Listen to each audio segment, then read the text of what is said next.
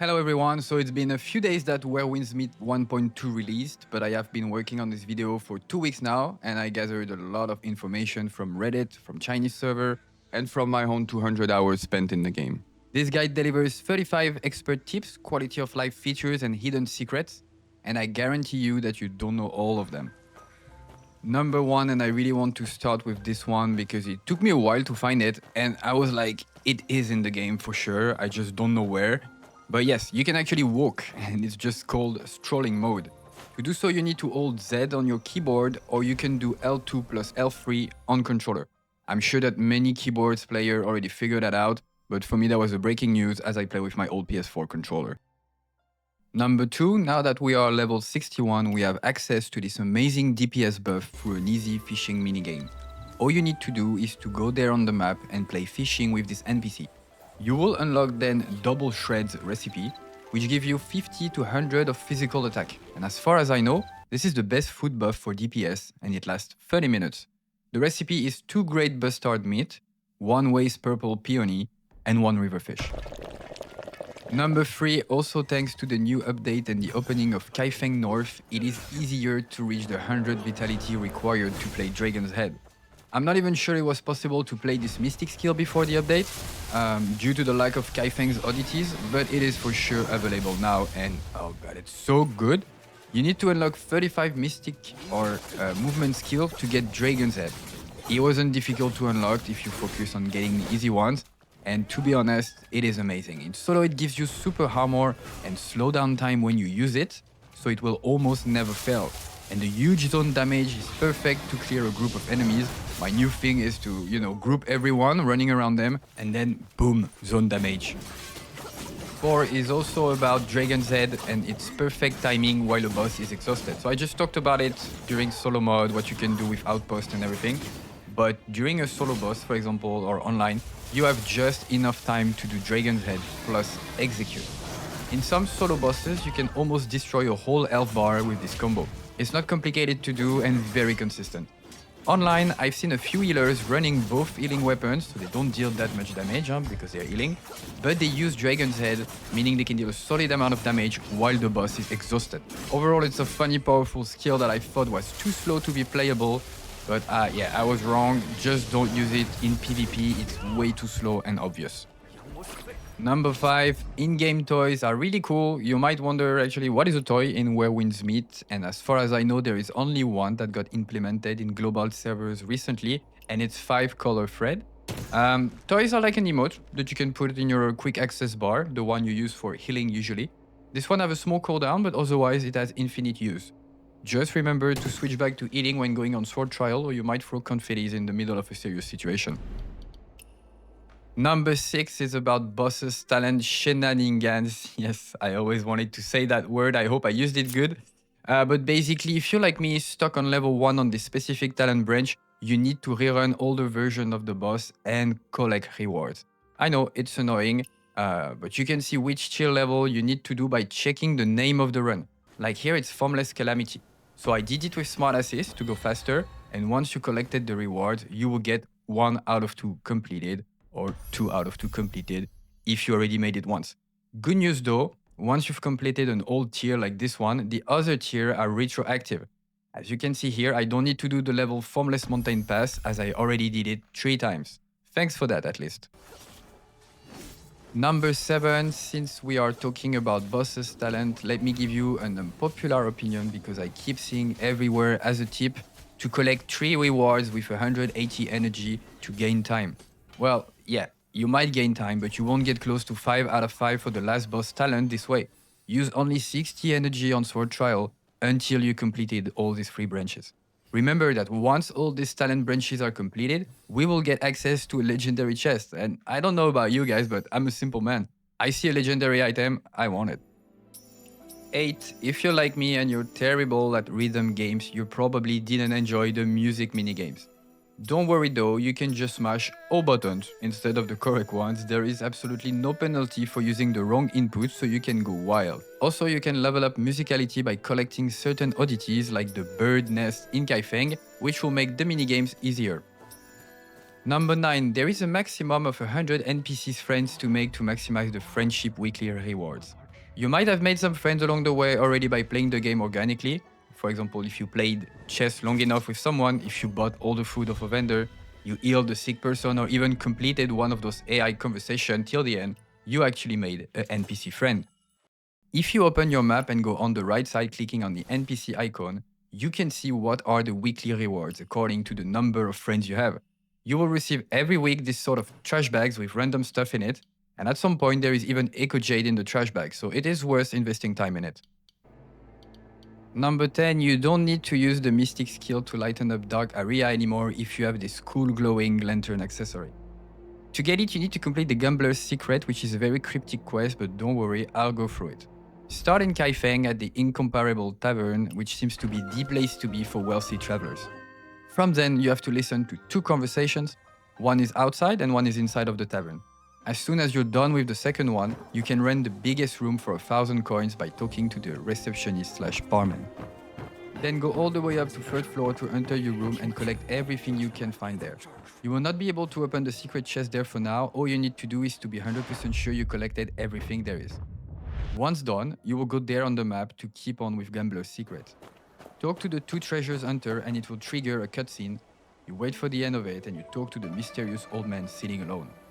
You pay him the 100 coins required and he will teach you some sneaky dice cheating technique. The first guy is just there. Talk to him and it will start a new minigame where you have to guess the cumulated numbers from the dice. I mean, you won't guess anything because you're literally moving dices inside the cup with your brand new Jedi powers. All you have to do is 18, so 3 dices with 6.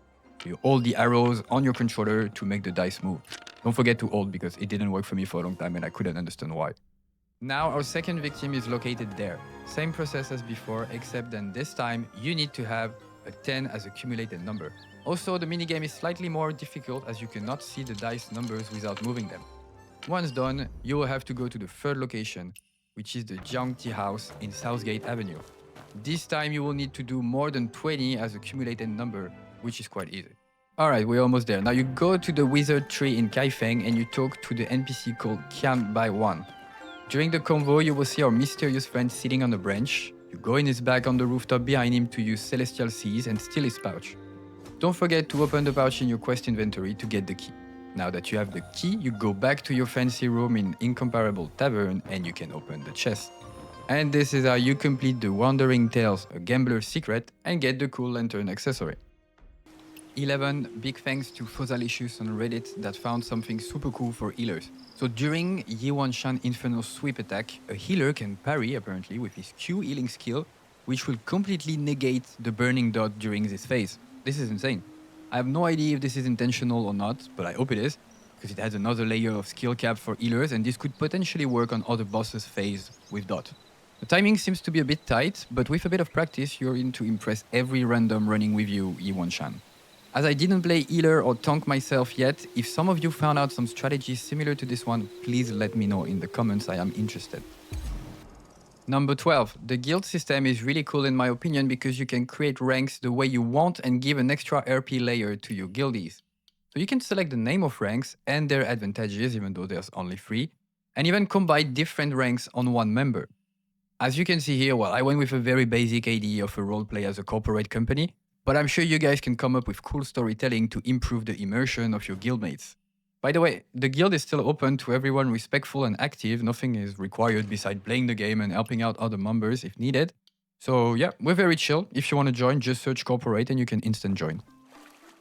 Number 13 is also related to guild because I found out that you can do your weekly shopping without going to every vendor on the map. Let's say you want to buy all the ores and fur to improve your equipment. Well, you can just use the guild merchant as a portable merchant. It's simple. By clicking on an item you miss, it will open to you where to buy it. From there, you can buy the missing item for the guild request, but you can also do your little shopping. Everything is available, every vendor is available through that method, so you don't need to move yourself to the location. Okay, number 14 is so important and I want everyone to do it as soon as possible to prevent big mistakes that could really wipe out all your progression. You can lock inner ways. So it's a bit of a stretch to do so, but you need to go in your bags, then in the develop tabs to find your inner way. Personally, I didn't even know that they were stored in my backpack, but from there you select one and you should be able to lock it. It is weird to do as you need to select with X the inner way to pop the info screen, And once the info screen is available and visible on your screen, you can do L3 to get the lock icon. I don't really know how to do it on keyboard, but it should be doable. Number 15 might be the most common tip on this list, but it's absolutely essential and it must be covered. Since 1.2 update, you have unlimited recycling chests for your martial arts in the form of this rainbow chest. I mean, not completely unlimited, you have a limit of 600 per week. If you manage to reach that amount every week, please send me a message, I'm interested. This is game changer, as now you can recycle as much as you want to maximize your build. And don't worry, you can always convert later if you decide to change build completely. Be careful though, you can't convert a legendary like Moral Chant, which is a generic legendary, into Echoes of Oblivion, which is a specific path legendary. So to be safe, I would keep 2 blue Inner Ways leveled up. 5-fold bleed is almost mandatory, so you can choose another one of your choice. Then you keep 1 or 2 generic purple, 1 or 2 specific purple, and 1 legendary generic, for me it's Moral Chant, and 1 legendary specific, for me it's Echoes of Oblivion. The rest goes to recycle. Number 16 is also related to those new chests because it brings us to the EchoJade spending and the infamous question, is it worth it to buy these extra Inner Ways at the Kaifeng shop? Answer is yes. If you're going for build optimization, it's the best way to do so. EchoJade come and goes pretty much easily, but this kind of vendor is a one-time thing. Once you've cleared these Inner Ways, you can go back to the amazing drop rates in the gacha banner. But remember, Wanderer, the casino always wins. Number 17, in case you didn't know about it, there is 2 Inner Ways chests to collect from chess NPCs. It is annoying at first glance because you need 200 affinity and you only get 10 per win. On top of that, some chess game can be quite long. Well, if you don't care about your commerce coin, you can directly lose the game to get 15 affinity. So you do not surrender. Surrender only gives you 5 affinity. Instead, you place your king aligned with your opponent's king. This way you lose the game as fast as possible and you will grind the affinity to get the chest. Number 18, I personally discovered that yesterday and thank God because I felt like my food was going way too fast. As you may know, at the end of each fight, if you're missing an health, the game will auto-heal you using a dish from your backpack. Well, you can select the amount of HP left required to trigger the auto-heal. If you go in your backpack in the According tab, there will be a little bar to adjust for you to select the perfect amount of HP required. Number 19 is a counter tip about the mysterious daily Outpost rewards. Honestly, guys, it's been weeks that I tried to get my head around this, but I can't find how it works. If you go to Sword Trials Outpost section and you click on the interrogation mark, it will say Daily Outpost Rewards, suggesting that if you clear all 5 outposts online, you should get a clear reward. So on paper, it sounds like it's a free Inner Way chest a day, but I've never been able to trigger it. So I tried to clear all 5 outposts without using energy for the chest. It didn't work. I then tried to clear all 5 outposts using energy. It also didn't work. I tried last time to clear all 5 outposts using energy only on the last chest, and it also didn't work. So all my research give nothing. Some people online, they claim it works. Some says it's just the mob's reward that you get. I don't know what to think about it. Please enlighten us if you know something. But for now, my tip is do not bother with online outposts. Go farm Sword Trial for the boss's talent. Number 20, you can get up to 50% discount on shop items by accumulating 5 discount coupons.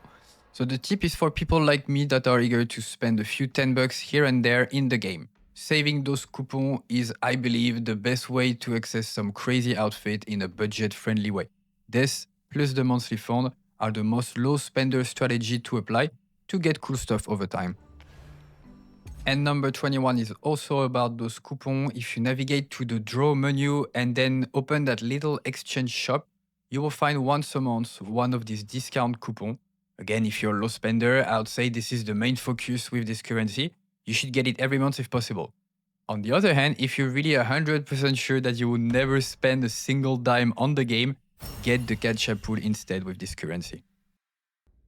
22, the area you're seeing right now on the screen, is the best area to farm Beauty's Garment, which is probably the Mystic Skill Breakthrough collectible that everyone is looking for. Starting from the TP, you will get some around before going up and reaching this little secret area with a bear. Here you will find a lot of Beauty's Garment and ores, making it a correct daily objective if you want to maximize your build over time. Although from what I've read, using food buff for buffing herbs gathering will not apply on this kind of mystic skill items. You won't get more Beauty's Plume, but just more Beauty's Garment Flower, which is not what you want. Well, 23, since we're there, did you know that online resources takes 5 minutes to respawn? Well, when I heard that the first time, I thought, cool, I can always go farm resources online if needed. Oh, but I was wrong. It's funny that the one time I record this, though, there is no horses mount. But usually the spot is full of them because they AFK on the herb, on the Beauty's Fragment, and they just wait for it to respawn and they collect it automatically with the mount. So I waited 5 minutes and some Beauty's Fragment popped in and then disappeared. As if there was actually a player there, just maybe on another server layer or something. Everyone and their family is farming Beauty's Garment. It's a joke. Yeah, all of other materials going online is a great way to gather what you need, but for Beauty's Fragment, it's completely competitive. Number 24. In the Appearance tab, you might have noticed that some items can have their position adjust. By clicking on it, you will open a very cool setting allowing you to change the size of the accessory, but also its location and its rotation. This made some big hats super cool once resized to actual head size, like some of them were way too big. Although, man, I'm so sad that you cannot resize the Sectless hat because that thing is so huge, it makes me feel like Gru in his natural hat, you know? And 25, another appearance tip that I love is the possibility to hide weapons and effect. So I think you might know already about the weapon hiding feature since we all wanted to remove the giant arsenal floating in our bag, at least for me. But you might not be aware that you can remove effects from specific items like my mask and its purple galaxy thingy coming out of it. I can remove it and it's a blessing because that purple stuff was cool, but it was always clipping through the ads.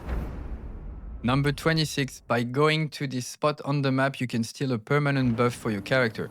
So you try to be a bit more sneaky than me, but by using Celestial Seas on Yazoo, you will be able to get Sinking Boat Fist. Now, once you have it, you still need to use it. So you go in the water wherever you want, and then in your bag, in the quest item tab, and you use the book. You will get 5 coordination as a permanent buff and 20 exploration mastery. Number 27, farming outposts and materials is very easy and there is many methods. My favorite one is to go to that camp, for example, I blow the barrels, I collect my loot and I repeat. Basically every outpost will completely reset if you leave one or more guys alive. Kill what you can kill easily, collect, leave and come back. So some argue that it's better to do it online, but I prefer to do it this way because I can choose first which materials I want and I also don't need to wait on teammates and stuff like that. This one right there, the Southeast Camp, I think it's called, is perfect because of the barrel. But if there isn't any barrel, you can always kill with Touch of Death, leave, come back, and they will pop back. 28 antique are like specific unique items related to a quest or storytelling or something else. The issue is that nothing besides their names tell you that they are unique, and you might have some way recycled or thrown some of them. Hopefully, you can always get them back as soon as you reach 6k exploration point mastery in the first zone to open the antique incense and get them back again. All you have to do is to talk to the incense and you will get a clue on where to get it. 29 is a cool quality of life feature that I was not aware because I never missed one day of logging rewards since the game release. I know it's time to go touch some grass, and that's actually what I did last weekend. I went and touched some grass and I missed out on the logging rewards. Hopefully, makeup attempts are here to prevent you from missing out on these rewards. I just had to use one of my attempts to collect missing loot. 30, and I'm sure I'm not the only one, but Pitch Pot is the first minigame I decided to completely ignore after trying it once. I was like, nope, too complicated.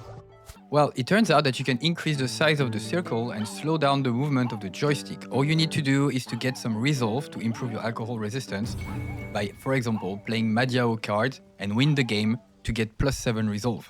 Do this a few times and then come back to Pitch Pot. You will notice how much easier it is. 31, Golden Body is a great mystic skill for anyone, but we will focus on beginner players. It's a solid defense buff, useful online, but also perfect if you're really not that good with the game and the open world and you're struggling in the solo campaign and stuff like that. You get it by going to the Martial Temple in Kaifeng during mornings. You will see this little kid monk training. All you need to do is to steal the kid, basically. And Golden Body, you will see, is really cool for your survivability. Again, if you're not great at this kind of game, because you just started, for example, this will give you time to read the fights and understand mechanics. Don't sleep on it. 32, you can buy inventory space for each category of items in your backpack. This is mainly interesting for your gear bag, because mine is always full. I mean, not really anymore since level 61 because I'm recycling everything.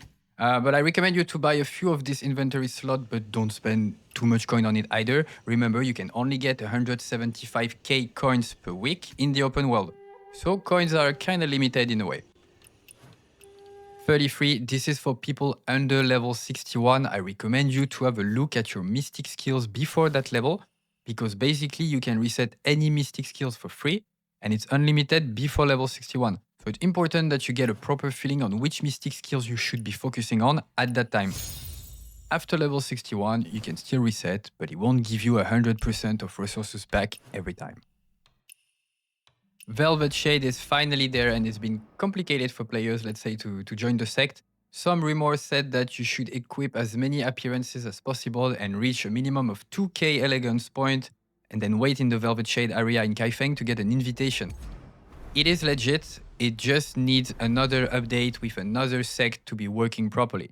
Right now, I just saw an answer from the official developers saying that the two only options to join Velvet Shade is to 1. Marry 2 partners within a week, or 2. Divorce your partner within 48 hours of marriage. Then you wait for the invite. And to finish this video, number 35, I give you the best website with the Chinese timeline. I put the link in the description. It's showing you basically in which orders things got released in China and what we can expect per updates. As you can see, many good things are on the way, and I'm sure most of you are pretty excited about it already. I am. Alright, that's it for this new guide. I hope you learned something today in Where Winds Meet. Don't forget to subscribe if you want to support the channel, and I'll see you around. Bye bye.